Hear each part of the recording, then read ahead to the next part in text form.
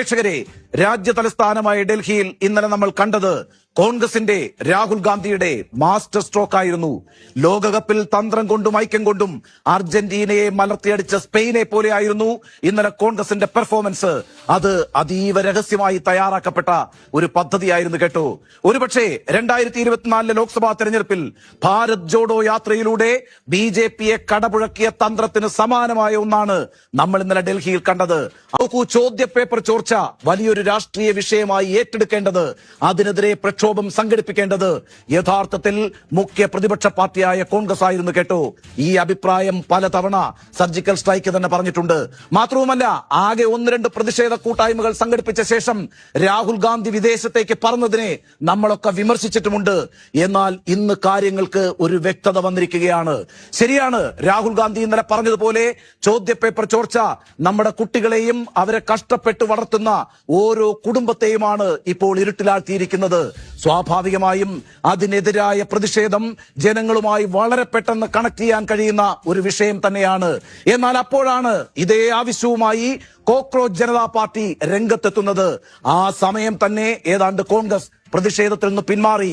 അതായിരുന്നു കോൺഗ്രസ് ആദ്യം കാണിച്ച തന്ത്രപരമായ മികവ്. അതൊരു തന്ത്രപരമായ പിൻവാങ്ങലായിരുന്നു കേട്ടോ. കാരണം എന്താ, കോൺഗ്രസ് ആണ് പ്രതിഷേധം സംഘടിപ്പിക്കുന്നത് എന്ന് വിചാരിക്കുക എങ്കിലൊരു സംശയവും വേണ്ട, അതിനൊരു രാഷ്ട്രീയ നിറം അപ്പോൾ തന്നെ കൽപ്പിക്കപ്പെടും. അതൊരു പക്ഷേ പ്രതിഷേധക്കാർക്കിടയിൽ പോലും ചിലപ്പോൾ രാഷ്ട്രീയമായ ഒരു ഭിന്നിപ്പിന് വഴിവെക്കുമായിരുന്നു. കേന്ദ്ര സർക്കാരിനെതിരെ ഇതാ ഒരു വിഷയം കിട്ടിയിരിക്കുന്നു, കോൺഗ്രസ് അതിനെ മുതലാക്കുന്നു, ഇതായിരിക്കും സർക്കാരും BJPയും ആദ്യം തന്നെ പടച്ചുവിടുന്ന നറേറ്റീവ്. മാത്രവുമല്ല, ഇന്നലെ പ്രധാനമന്ത്രി എന്താ പറഞ്ഞത്? ചോദ്യപേപ്പർ ചോർച്ച മാപ്പില്ലാത്ത കുറ്റമാണ്, അത് ചെയ്ത 13 പേരെ ജയിലിൽ അടച്ചു കഴിഞ്ഞു, യുവാക്കളുടെ ഭാവിയെ പന്താടാൻ ആരെയും അനുവദിക്കില്ല. ഇതാണെന്നേ പ്രധാനമന്ത്രി ഇന്നലെ പറഞ്ഞത്. പോരാത്തതിന് നീറ്റ് പുനഃപരീക്ഷ നടത്തുകയും ചെയ്തു. ഈ പ്രതിരോധം തീർത്ത് സർക്കാർ മുഖം രക്ഷിക്കുമായിരുന്നു എന്ന കാര്യത്തിൽ സംശയം വേണ്ട കേട്ടോ. അതോടെ കോൺഗ്രസ് പ്രതിഷേധത്തിന്റെ മുനയൊടിയുമായിരുന്നു. അല്ലെങ്കിലും രാജ്യത്തെ ആകെ മോശമാക്കി ചിത്രീകരിക്കാൻ ഇറങ്ങി പുറപ്പെട്ടിരിക്കുന്ന ഒരു കൂട്ടം ദേശദ്രോഹികളാണല്ലോ ഈ കോൺഗ്രസുകാരെന്ന് പറയുന്നത്. അതേ ആരോപണം വാതോരാതെ ഓരോ BJP നേതാവും ആവർത്തിക്കുകയും ചെയ്യുമായിരുന്നു. എന്നാൽ ഇപ്പോൾ എന്താ സംഭവിച്ചിരിക്കുന്നത്? രാജ്യത്ത് വിദ്യാർത്ഥികളുടെയും യുവജനങ്ങളുടെയും സ്വതന്ത്രമായൊരു കൂട്ടായ്മ ഉണ്ടായി. ഒരു രാഷ്ട്രീയ പാർട്ടിയുടെയും പിന്തുണയില്ലാതെ അവർ സമാധാനപരമായി സമരം സംഘടിപ്പിച്ചു. ആ സമരത്തോട് കേന്ദ്ര സർക്കാർ മുഖം തിരിച്ചപ്പോൾ നിരാഹാര സമരം പ്രഖ്യാപിച്ചു. ഈ സമയത്തൊന്നും കോൺഗ്രസോ രാഹുൽ ഗാന്ധിയോ ഈ സമരത്തെ ഒന്ന് തിരിഞ്ഞു നോക്കിയിട്ട് പോലുമില്ല കേട്ടോ. അതായിരുന്നു രണ്ടാമത്തെ തന്ത്രപരമായ ചുവടുവെപ്പ്. ആ സമരത്തിന് പിന്തുണ പ്രഖ്യാപിച്ച് കോൺഗ്രസ് ആദ്യം തന്നെ രംഗത്ത് വന്നിരുന്നുവെങ്കിൽ എന്ത് സംഭവിക്കുമായിരുന്നു? അപ്പോഴും സമരത്തിന് പിന്നിൽ ഗൂഢാലോചന, അങ്ങനെ ഒരു വാദം സർക്കാരും BJPയും മുന്നോട്ട് വെക്കുമായിരുന്നു. കോൺഗ്രസ് കേവലം കാഴ്ചക്കാരായി നിന്നു. അതിനാ പാർട്ടിയും രാഹുൽ ഗാന്ധിയും വേണ്ടതിലേറെ വിമർശനങ്ങൾ കേൾക്കുകയും ചെയ്തു കേട്ടോ. രാഹുൽ ഗാന്ധി എവിടെയെന്ന് സർജിക്കൽ സ്ട്രൈക്ക് അടക്കം ചോദിച്ചിട്ടുണ്ട്. പക്ഷേ കാത്തിരിക്കാൻ കോൺഗ്രസ് തയ്യാറായിരുന്നു. വിമർശനങ്ങൾക്ക് മുന്നിൽ നിശബ്ദമായി നിൽക്കാനാണ് രാഹുൽ ഗാന്ധിയും കോൺഗ്രസും തീരുമാനിച്ചത്. എന്നാൽ മിനിങ്ങാന്ന് നമ്മൾ കണ്ടത് ഡൽഹി ഒരു കലാപഭൂമിയാകുന്നതാണ്.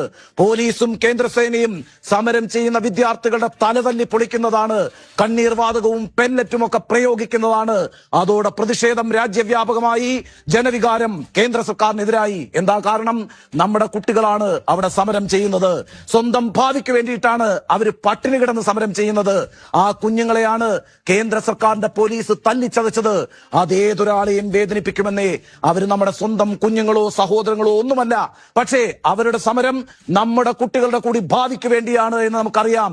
അതുകൊണ്ടാണെന്നേ ജനവികാരം ഇപ്പോൾ കേന്ദ്ര സർക്കാരിനെതിരായിരിക്കുന്നത്. പ്രിയപ്പെട്ട പ്രേക്ഷകരെ, എവിടെയാണ് ഈ അതിക്രമങ്ങൾ നടന്നത്? ഇന്ത്യൻ ജനാധിപത്യത്തിന്റെ ശ്രീകോവിൽ എന്നൊക്കെയാണല്ലോ പാർലമെന്റിനെ നമ്മൾ വിശേഷിപ്പിക്കുന്നത്. അവിടെയാണ് ജനാധിപത്യപരമായി നടന്ന ഒരു സമരത്തിന് നേരെ കണ്ണീർവാതക പ്രയോഗം നടന്നത്, ലാത്തി ചാർജ് നടന്നത്, പെല്ലറ്റ് ആക്രമണം നടന്നത്. ഒരു പെൺകുട്ടി അതീവ ഗുരുതരാവസ്ഥയിൽ വെന്റിലേറ്ററിൽ കിടക്കുകയാണ് കേട്ടോ. ലാത്തി ചാർജിൽ ആ മകളുടെ തലയ്ക്കാണ് അടിയേറ്റിരിക്കുന്നത്. തലച്ചോറിലേക്ക് ഓക്സിജൻ എത്തുന്നില്ല. ജീവന് വേണ്ടി ഓരോ നിമിഷവും അവൾ മല്ലടിച്ചുകൊണ്ടിരിക്കുകയാണ്. അപ്പോൾ ഇനി ഈ സമരം CJPയുടെ മാത്രം പ്രശ്നമല്ലെന്നേ, രാജ്യത്തെ ജനാധിപത്യത്തിന്റെ പ്രശ്നമാണ്. സമാധാനപരമായി സമരം ചെയ്യാനുള്ള നമ്മുടെ അവകാശത്തിനുമേൽ സർക്കാർ നടത്തുന്ന കടന്നുകയറ്റമാണ് ഡൽഹിയിൽ നമ്മൾ കണ്ടത്. അത് ചോദ്യം ചെയ്യാൻ രാജ്യത്തെ ഏതൊരാൾക്കും ഏതൊരു പാർട്ടിക്കും അവകാശമുണ്ടെന്നേ. അതിൽ രാഷ്ട്രീയമില്ല. ഇനി അങ്ങനെയൊന്നും ആരോപിച്ചിട്ടൊരു കാര്യവുമില്ല. അത് നമ്മുടെ രാജ്യത്തെ അഭിപ്രായ സ്വാതന്ത്ര്യത്തിന്റെ പ്രശ്നമാണ്. സർക്കാരിനോട് വിയോജിക്കാനുള്ള സ്വാതന്ത്ര്യത്തിന്റെ പ്രശ്നമാണ്. ആ സമയത്താണെന്നേ കോൺഗ്രസും രാഹുൽ ഗാന്ധിയും രംഗത്ത് വന്നത്. കാരണം എന്താ? കോൺഗ്രസ് ആണ് ഈ രാജ്യത്തെ മുഖ്യ പ്രതിപക്ഷ പാർട്ടി. രാഹുൽ ഗാന്ധി ഈ രാജ്യത്തിന്റെ പ്രതിപക്ഷ നേതാവുമാണ്. കോൺഗ്രസിനും പ്രതിപക്ഷ നേതാവിനും രാജ്യത്തോട് ഉത്തരവാദിത്വമുണ്ട്. പട്ടാപ്പകൽ സമരം ചെയ്യുന്ന പിഞ്ചു കുഞ്ഞുങ്ങളെ കണ്ണും പൂട്ടി അടിച്ചു കൊല്ലാൻ നടക്കുന്ന പോലീസ് ഉണ്ടല്ലോ, അവരെ തടഞ്ഞേ മതിയാകൂ. അതിന് അനുമതി നൽകിയവരെ എതിർത്തേ മതിയാകൂ. അവരെ തുറന്ന് കാണിച്ചേ മതിയാകൂ. അങ്ങനെ ഒരു ക്രൂഷ്യൽ മൊമെന്റിലാണ് കോൺഗ്രസിന്റെ എൻട്രി. പ്രിയപ്പെട്ട പ്രേക്ഷകരെ, സമരസ്ഥലത്തേക്ക് രാഹുൽ ഗാന്ധിയോ കോൺഗ്രസ് നേതാക്കളോ എംപിമാരോ മുഖ്യമന്ത്രിമാരോ എത്തുമെന്ന കാര്യത്തിൽ ഒരു ക്ലൂ പോലും ഇന്റലിജൻസിന് ഉണ്ടായിരുന്നില്ല കേട്ടോ. അതായിരുന്നു ഏറ്റവും മികച്ച തന്ത്രം എന്ന് പറയുന്നത്. എല്ലാവരും ഒത്തുകൂടിയത് കോൺഗ്രസ് അധ്യക്ഷൻ മല്ലികാർജുൻ ഖർഗെയുടെ വീട്ടിലായിരുന്നു. അതിന് മറ്റൊരു കാരണവും കൂടി ഉണ്ടായിരുന്നു. ഇന്നലെ ഖർഗെയുടെ പിറന്നാളായിരുന്നു. അവിടെ ഒരു കേക്ക് കട്ടിംഗ് സെറിമണി അറേഞ്ച് ചെയ്യപ്പെട്ടു. അവിടെ ആഘോഷത്തിനായാണ് കോൺഗ്രസ് നേതാക്കൾ എത്തുന്നത്, ഒത്തുകൂടുന്നത് എന്ന് സർക്കാരും അതിന്റെ എല്ലാ രഹസ്യാന്വേഷണ ഏജൻസികളും കരുതി. പരിപാടിയിലേക്ക് ക്ഷണിക്കപ്പെട്ടവർക്ക് പോലും തങ്ങൾ ഒത്തുചേരാൻ പോകുന്നത് വലിയൊരു പ്രതിഷേധത്തിനായിട്ടാണ് എന്നറിയില്ലായിരുന്നു.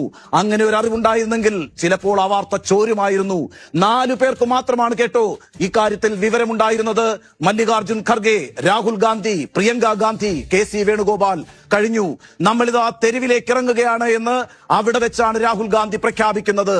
അവര് പോയത് നേരെ പാർലമെന്റ് സ്ട്രീറ്റിലേക്കായിരുന്നില്ല, പോയത് പ്രധാനമന്ത്രിയുടെ വീട്ടിലേക്കായിരുന്നു. അതായിരുന്നു അടുത്ത മാസ്റ്റർ സ്ട്രോക്ക്. അക്ഷരാർത്ഥത്തിൽ കേന്ദ്ര സർക്കാർ ഞെട്ടി.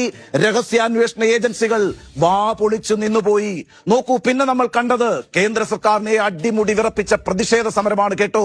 പന്തൊന്നു തൊടാൻ പോലും നൽകാതെ അർജന്റീനയെ പൂട്ടിയ സ്പെയിനെ പോലെയായിരുന്നു കോൺഗ്രസ് ഇന്നലെ കളത്തിൽ നിറഞ്ഞു കളിച്ചത്. പേരെടുത്ത തന്ത്രജ്ഞന്മാരാണല്ലോ BJPയുടെ സ്ട്രാറ്റജി തീരുമാനിക്കുന്നത്. പ്രതിപക്ഷം മരത്തിൽ കാണുമ്പോൾ BJP അങ്ങ് മാനത്ത് കാണും എന്നാണല്ലോ വെപ്പ്. പക്ഷെ ഇന്നലെ കോൺഗ്രസ് അക്ഷരാർത്ഥത്തിൽ ഒരു സർജിക്കൽ സ്ട്രൈക്ക് ആയിരുന്നു നടത്തിയത്.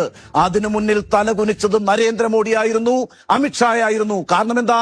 പ്രധാനമന്ത്രിയുടെ വീട്ടിന് മുന്നിലാണെന്നേ രാജ്യത്തിന്റെ പ്രതിപക്ഷ നേതാവ് കുത്തിയിരുന്ന് സമരം ചെയ്തത്. ആ തെരുവിലൂടെയാണ് അയാൾ വലിച്ചിഴക്കപ്പെട്ടത്, ആക്രമിക്കപ്പെട്ടത്.